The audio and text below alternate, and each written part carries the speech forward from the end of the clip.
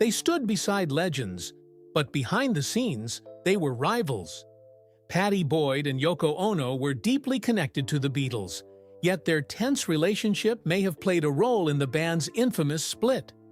Now, decades later, Boyd is breaking her silence. Why did Yoko truly hate her? And why speak out now? To understand the drama, we have to go back to where it all began with the women behind the world's greatest band. Little beginnings. Let's start with Pattie Boyd, a name that, to this day, evokes the effortless charm and iconic style of the 1960s. Long before she became known as the muse who captured the hearts of both George Harrison and Eric Clapton, she was just a girl from Somerset with a sparkle that couldn't be ignored. Pattie was born on March 17, 1944, in Taunton, Somerset, the first child of Colin Jock Boyd and Diana Boyd. Her early years were far from ordinary. The family moved around a lot, first to Scotland, then to Surrey, and eventually to Nairobi, Kenya, where she spent a good chunk of her childhood. It was there her youngest sister, Paula, was born, and where Pattie first went to boarding school at just 8 years old. One school break, she returned home only to find her world changed. Her parents had divorced. Soon after, in 1953, she moved back to England with her mother, her siblings, and a new stepfather, Bobby Gamer Jones. With him came 2 more half-brothers, and later on, Pattie would discover she had 2 more half-sisters from her dad's second marriage. Her family tree grew more tangled, but so did the richness of her story. School wasn't particularly glamorous. She bounced between convent boarding schools, and by the time she was 17, she had only a few O-level passes to her name. Still, there was something about her, a quiet charm maybe, that made people stop and look. That same year, she moved to London and, thanks to her mother, got a job as a trainee beautician at the Elizabeth Arden Salon on Bond Street. It could have ended there, a normal job in a big city, but fate had other plans. One day, a client from Honey magazine sat in her chair and casually suggested she try modeling. Pattie took the advice, and just like that, her life changed. She started in 1962, working in both London and Paris, quickly becoming a familiar face in Vogue, Vanity Fair, Elle, and Honey. She was photographed by all the major names, from David Bailey to Terence Donovan and Brian Duffy. And her style, that effortless blend of innocence and edge, made her stand out. Girls like Twiggy looked up to her. Designers like Ossie Clark designed entire outfits with Pattie in mind. She became one of the faces of a generation with long straight hair, big eyes, and mini skirts, a look that defined the era. In early 1964, she was cast in a TV ad for Smith's Crisps. The director, Richard Lester, liked her so much, he offered her a small part in a film he was working on, A Hard Day's Night, starring none other than the Beatles. That's where she met George Harrison. Their meeting was brief, a few words on set, a little small talk, but something clicked.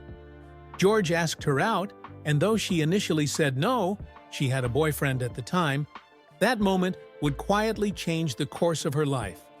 As her relationship with George grew, so did the attention around her. Suddenly, Pattie wasn't just a model. She was the woman by George Harrison's side, and that made headlines of its own. How did Boyd and George Harrison meet? On the morning of March 2, 1964, 19-year-old Pattie Boyd hopped into a taxi headed for Paddington Station. Her modeling agency had told her to meet 3 other models under the station's clock by 8 a.m. sharp. From there, they were to board a train and meet a film crew. That was all the information she had. Pattie had been working back-to-back modeling jobs for a while. After leaving her family home at Hurlingham Court, she moved into a small, run-down flat in South Kensington with a friend. In the beginning, jobs were few and far between, but over time, she built a name for herself. She had that classic fresh look, big eyes and a youthful face, and was often booked for 3 or 4 gigs in one day. It was exhausting, with barely any time to eat or sleep, but it was starting to pay off. Then, in November 1963, she got a small speaking part in a Smith's Crisps TV commercial directed by a young filmmaker named Richard Lester. It was her first time acting, and she later admitted it was nerve-wracking. "For someone as shy as I was, it was quite an ordeal," she said. A few weeks later, her agent, Cherry Marshall, called with another opportunity. Pattie thought it would just be a normal job, maybe modeling some clothes or a product. But when she arrived at the Park Lane Hilton for the casting, she was surprised to see Richard Lester again. He couldn't say much, as everything was under wraps. Only later that day did her agent call to say she'd landed the part. It wasn't just any job, she was going to be in A Hard Day's Night, the first Beatles movie. The film was meant to follow a fictional day in the life of the Beatles as they got ready for a big TV performance. It would start at Marylebone Station, where the band would board a train trying to escape their screaming fans. Somewhere on that train, they'd run into a group of schoolgirls. Pattie was one of them. When Pattie heard the details, she panicked. "No, I don't want to do it. I can't do it," she told Cherry. She never planned on acting and hated the idea of being on camera. But Cherry reassured her. It was just one line, and it could really boost her career. So she agreed. On filming day, Pattie showed up in costume, a gray pinafore dress, white shirt, striped tie, and white knee-high socks. The train stopped briefly at a station outside of London. That's when 4 boys jumped on board and entered the schoolgirls' compartment. It was none other than the Beatles. Pattie was quiet, but observant. John seemed a bit sarcastic. Ringo was sweet. Paul was cute. But George, she said, George had soft brown eyes and thick chestnut hair. He was the best-looking man I'd ever seen. During lunch, she ended up sitting next to him. They didn't say much, but something about being near him felt exciting, like something had just started, and neither of them knew it yet. Pattie began filming her scene on the train. It was a short moment with actor Wilfrid Brambell, who played Paul McCartney's mischievous grandfather. His character jokingly warned the girls to stay away from me prisoners, meaning the Beatles. As the day wrapped up and the train rolled back toward London, something unexpected happened. George turned to Pattie and asked, "Will you marry me?" She laughed, not sure if he was serious. The Beatles had been joking around all day, so it was hard to tell. When she didn't reply, he added, "Well, if you won't marry me, will you have dinner with me tonight?" Pattie hesitated. She already had a boyfriend, Eric Swain, a photographer. He was older than her by 10 years, had long dark hair, and had a sharp nose. But the truth was, Pattie wasn't very happy in the relationship. Eric could be controlling and, honestly, kind of boring.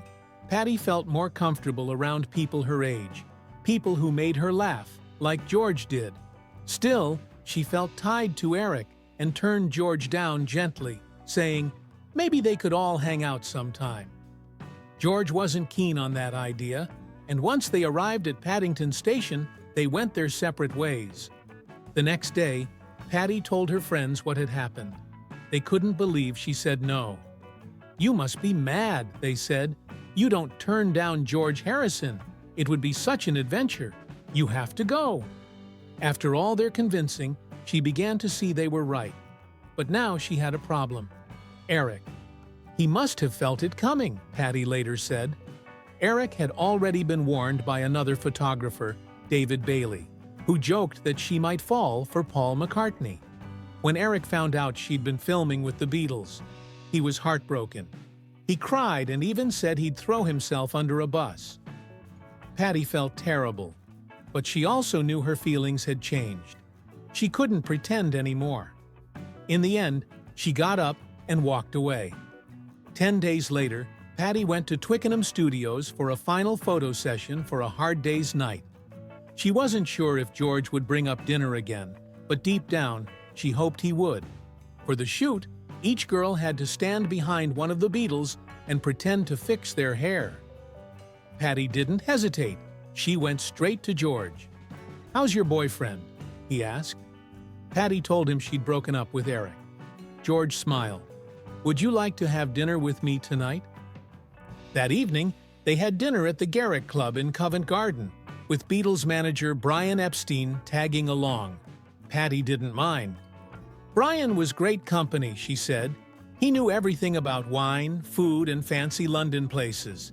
And honestly, if George and I had been alone, it might have been a bit awkward. We were both shy." After that dinner, they were inseparable. Just weeks later, on Pattie's 20th birthday, she introduced George to her family. They loved him right away. He was relaxed, kind, and easy to talk to. From then on, the two spent nearly all their time together, traveling with Epstein's help to incredible places like Ireland, Monte Carlo, and even Tahiti. In July 1964, George bought his first home. His accountant had advised him to invest in a house, so he picked a big, stylish 1950s bungalow in Esher, Surrey, and named it Kinfauns. At the time, Pattie was living alone in Kensington, and when George left for long tours, she started to feel lonely. So when he came back, she moved in with him. Their relationship started to feel more serious. One cold evening in December 1965, they were driving through London when George suddenly pulled the car over. "Let's get married. I'll talk to Brian," he said. Before Pattie could fully take it in, they were outside Brian Epstein's house. George ran in while she waited in the car.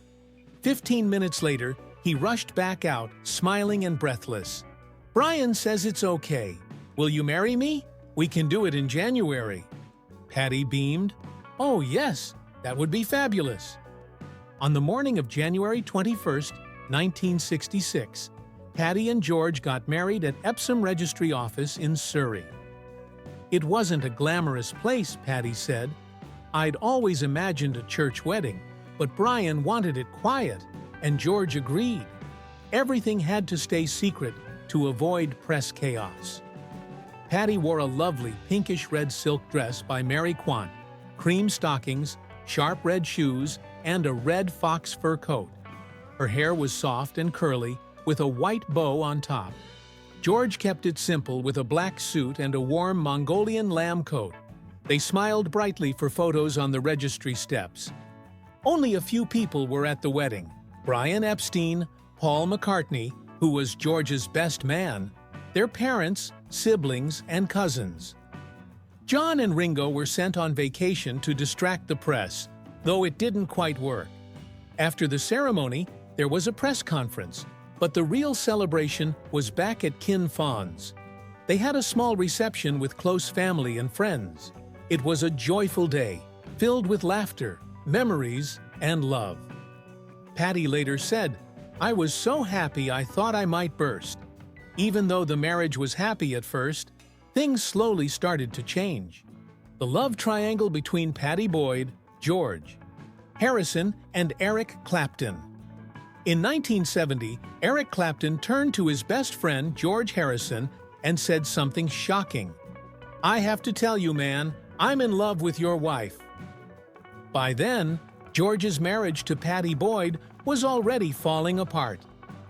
Pattie had introduced George to meditation, hoping it would bring peace into their lives. Instead, it created distance between them. After their spiritual trip to India in 1968, George became more withdrawn and unpredictable. Pattie was confused because she had thought they were happy. "George was sweet at first," she later said, "but after he got into meditation, he changed." Strangely, instead of becoming calmer, George became moodier. One minute he was spiritual and quiet. The next minute, he was partying, doing drugs, and being unfaithful. His moods flipped so fast, no one knew which version of George would show up. During this time, George grew close to Eric Clapton, who visited their home often. Pattie noticed that Eric, unlike George, paid attention to her. He flirted openly and seemed deeply interested in her. Eventually, Eric fell for her completely and wrote Layla, a powerful love song to express his feelings. At first, Pattie didn't realize how serious Eric was. He even wrote her a letter, but she thought it was just another fan letter meant for George. Eric's feelings were so intense that he was desperate for Pattie to leave George and be with him. But Pattie wasn't sure. Even though her marriage to George was crumbling, she stayed. George, who didn't notice what was happening between his best friend and his wife, later admitted that he and Pattie had been living separate lives for so long that he honestly hadn't seen the signs. Things came to a head at a party. George saw Pattie and Eric talking intimately and decided to confront them. Eric came clean and confessed his love. George turned to Pattie and asked her, "Who are you going home with tonight?" "I'm coming home with you, George," Pattie answered. She stayed with George for 3 more years, but the final straw came when she discovered that he was having an affair with Maureen Starkey, Ringo Starr's wife. George had begun disappearing with her and had even given her a necklace as a gift. Maureen started wearing it openly, without shame, all the while still being married to Starr. That was more than Pattie could take. Pattie could feel the humiliation and the shame tightening around her like a noose. Pattie said, Maureen's attitude was very much that she had the right to spend the night with George if she felt like it. She later said about Maureen Starkey that she thought that the affair was being deliberately rubbed in her face. One day, she walked into one of the bedrooms in their massive 20-room home, and there Maureen was, lying on a mattress on the floor beside George, caught red-handed. George, without flinching, came to Maureen's defense by claiming that Maureen was a bit tired and she was having a rest. In that moment, something in Pattie snapped. Pattie attacked Maureen with a brace of water pistols, then gave 2 fingers to George's Hare Krishna spirituality, which he conveniently turned on and off like a light switch. Ironically, George told Ringo what Eric had once told him, "I'm in love with your wife." Ringo's response? "Better you than someone we don't know." The romance between George and Maureen fizzled out soon enough, but the damage was already done. By 1974, Pattie had finally had enough. She left George and moved in with Eric Clapton. It wasn't that Eric swept her away in a fairy tale. It was more that George had stopped fighting for her. "He didn't put up much of a struggle," said one biographer. In a bizarre twist, George invited Eric over one day, and the two had what was described as a guitar duel, trading solos like knights in an ancient tournament, the prize being Pattie's heart. Later, while the 3 of them sat quietly together, George muttered, "I suppose I'd better divorce her." Clapton's response was, "Well, if you do, I suppose that means I've got to marry her." The divorce was finalized in 1977. 2 years later, Pattie and Eric were married. At the wedding reception, George showed up. So did Paul. So did Ringo. The 3 surviving Beatles even serenaded the new couple. Somehow, despite everything, George and Eric stayed friends. On one Christmas day, George even stopped by while Eric and Pattie were eating lunch. "It seemed like he didn't have anywhere to go," Pattie said. She felt sorry for him. But while Pattie and Eric eventually ended up together, their marriage, like her last, had some similarities. The marriage was far from the fairy tale ending she'd once hoped for. After finally winning her heart, Eric cheated. He drank too much. He became controlling and paranoid, accusing Pattie of affairs she wasn't having. His breakfast was Courvoisier drowned in 7-Up. Eventually, it became too much, and Pattie had to leave. George once told her gently, "You can always come back if things don't work out." But they never did. Not with Eric, not again with George. Yet even with all the pain and betrayal, Pattie admitted something that had never changed. George always remained the love of her life. Though things didn't work out with Eric either, he still remains one of Pattie's close friends to this day. Who is Yoko Ono? The love Beatles fans had for Pattie Boyd wasn't quite the same as the way they felt about Yoko Ono. Sure, George Harrison wrote songs like For You Blue, I Need You, and Something for Boyd before his infidelities and eventual death, but the situation with Yoko was different. Born on February 18, 1933, Yoko Ono was a Japanese multimedia artist, singer, songwriter, and peace activist. She moved from Tokyo to New York City in 1952 to join her family and soon became part of the vibrant downtown art scene. By the late 1960s, she had made a name for herself, but it was her relationship with John Lennon that thrust her into the global spotlight. They married in March 1969, and she would go on to collaborate musically with Lennon in the Plastic Ono Band. In the world of the Beatles, no one stirred as much controversy as Yoko Ono, John Lennon's lover and later wife. When she entered the picture, the band was already struggling with internal tensions, personal issues, and conflicts over leadership. This was a time of major change for the Beatles, and their creative unity was beginning to unravel. The question remains, was Yoko to blame for the breakup of the Beatles? Yoko first crossed paths with the Beatles in 1966. At the time, she was a 33-year-old artist living in New York. She met John Lennon, who was 26, at an art exhibit she held at the Indica Gallery in London. While they didn't become romantically involved until 1968 and married in 1969, their connection grew fast. This period, however, was a challenging one for the Beatles. Their intense touring schedule had ended, and the creation of their own record label, Apple Records, didn't bring the relief they had hoped for. Lennon was struggling with substance abuse, and the band began seeking new meaning through transcendental meditation under the guidance of Maharishi Mahesh Yogi. But it was the death of their manager, Brian Epstein, in 1967 from a drug overdose that left the Beatles adrift. Epstein had been the glue that held the band together, and his loss marked the beginning of a downward spiral. With Epstein gone, McCartney tried to step in as a quasi-manager to keep things together, but the band was already slipping.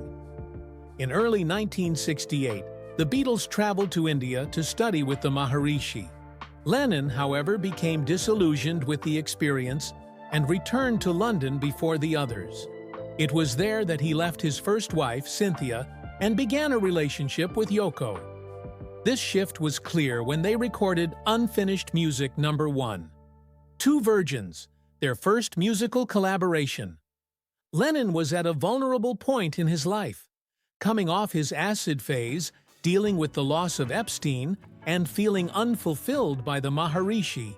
Lennon was looking for something to fill the void. Yoko became that new focal point. She was unlike anyone Lennon had met before, offering a new perspective on life and creativity. For Lennon, this was a form of emotional and artistic renewal. As McCartney later reflected, Yoko's avant-garde views were part of what attracted John to her. She showed him a new way of seeing the world, something that deeply appealed to him. Previously, Lennon had been a background figure, but now he brought Yoko into the heart of the Beatles' world. By doing so, he effectively made her a constant presence. Unlike the other wives and girlfriends, who were never part of the studio dynamic, Yoko became inseparable from John. Some might argue that this was where the Beatles began to unravel. As Rodriguez suggests, you could say that Yoko broke up the band simply because she disrupted the existing order. But it wasn't just Yoko's presence that caused tension. It was John who brought her in. He shielded himself behind her, and as Yoko would later say, he made me do it. Despite this, Lennon wasn't the only one affected. Yoko was keenly aware of the dynamics between the band members, particularly with McCartney. During the recording sessions for the White Album in 1968, Ono was present with a tape recorder and frequently provided her stream of consciousness thoughts about the music and the band. In one of these recordings, she mentioned McCartney, pointing out the tension between the two of them. with John caught in the middle. In her own words, "If he were a girl, I would be jealous." This reveals the underlying complexity of the relationships. Ono viewed McCartney as a rival, someone who was threatening her place in John's life. She became a sort of shield between the two, keeping them at odds. Even after Lennon's tragic death in 1980, Ono's rivalry with McCartney lingered. They publicly disagreed over the credits for certain Beatles songs, further fueling the idea that Yoko saw McCartney as competition. Rodriguez explains that this was more than just a professional dispute. It was rooted in Yoko's need to maintain her position as John's partner, even in death. Their relationship was, in many ways, a romantic triangle, with McCartney constantly trying to hold on to his place in Lennon's life. The Beatles officially disbanded in 1970, though it wasn't with a grand announcement. Instead, McCartney declared in a press release for his solo album that his partnership with Lennon was over.